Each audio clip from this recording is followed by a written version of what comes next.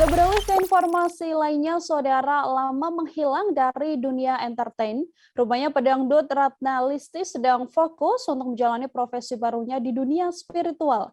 Bahkan Ratna Listi ini mengaku memiliki sebuah program untuk menelusuri daerah angker sampai pengobatan non-medis bersama partnernya yang bernama Panglima Langit selama setahun belakangan. Ratna Listi juga mengaku sudah kepincut dunia spiritual sejak lama, bahkan dirinya sudah mendalami ilmu spiritual selama 15 tahun terakhir ini.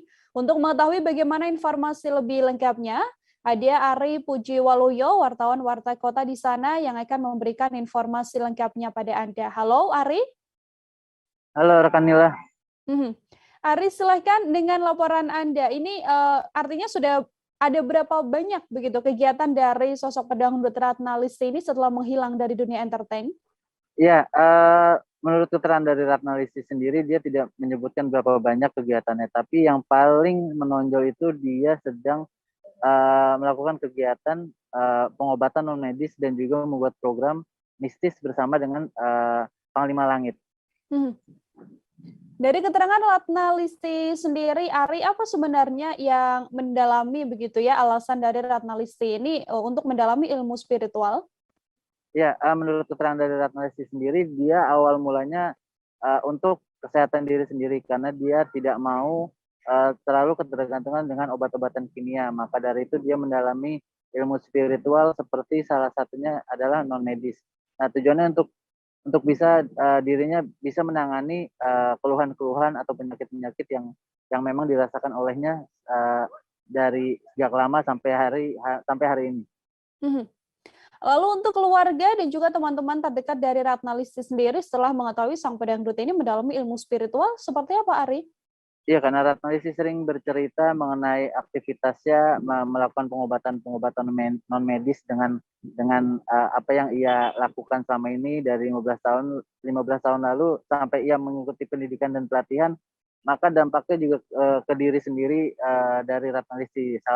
Dua diantaranya adalah dampak dari pihak keluarga dan juga teman-temannya. Nah, dari keluarga sendiri, Ratna Listi merasa dijauhkan sama keluarga karena hal yang ia lakukan dengan melakukan pengobatan medis, non medis, dan juga spiritualnya itu dianggap dirinya seperti dukun. Bahkan keluarganya juga menyayangkan semua karirnya di dunia entertain sampai saat ini karena profesinya yang mulai fokus pada dunia spiritual. Sementara teman-temannya sendiri juga mulai takut untuk dekat dan berteman dengannya karena takutnya nanti teman-temannya sendiri itu ditelusuri dan dibaca-baca oleh Ratna Listi. Oke, Ari, kemudian berdasarkan wawancara yang Anda lakukan begitu ya, apakah Ratna Listi ini menyinggung kemungkinan bahwa dia juga nantinya akan bisa kembali lagi ke dunia entertain? Secara tidak langsung Ratna Listi masih tetap berkarya karena mungkin selama setahun belakangan ini karena adanya pandemi mungkin untuk mengeluarkan karya di dunia musik cukup terganggu atau mungkin susah, makanya dia beralih profesi untuk membuat konten bersama Panglima Langit, membuat sebuah konten-konten berbau-bau dengan mistis atau juga dengan spiritual. Oke, saudara, untuk mengetahui bagaimana pernyataan lengkap dari pedangdut Ratna Listi, wartawan kami telah menghimpun wawancaranya, berikut liputannya untuk Anda. Oke Mbak, ketika akhirnya sudah mempelajari ini semua, ada nggak feedback ke diri kamu? Sebenarnya lebih tepat dibilang ini ya, berkahnya ya buat aku ya.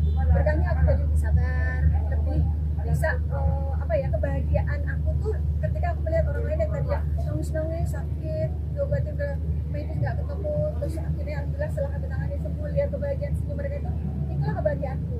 Tantangannya ada juga, tapi saya dimusuhin keluarga, istilahnya kayak dijauhi gitu. Ngapain sih udah bagus-bagus jadi artis pakai jadi dukun? Ada kata-kata itu, bahkan kata-kata itu bukan hanya dari keluarga tapi dari teman-teman sesama artis juga.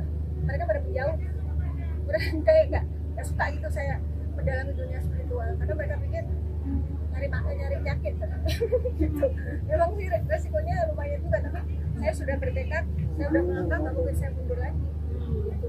Berarti banyak artis teman-teman ketika ketemu kayak ini takut mungkin dibacain atau dilihat oleh pandang kacamata Ratna. Iya, padahal kan saya nggak kayak gitu. Maksudnya saya dan Panglima tuh karena beliau guru saya ya, beliau mengajari saya untuk kalau orang tidak sok-sok membaca, enggak, itu bukan kita.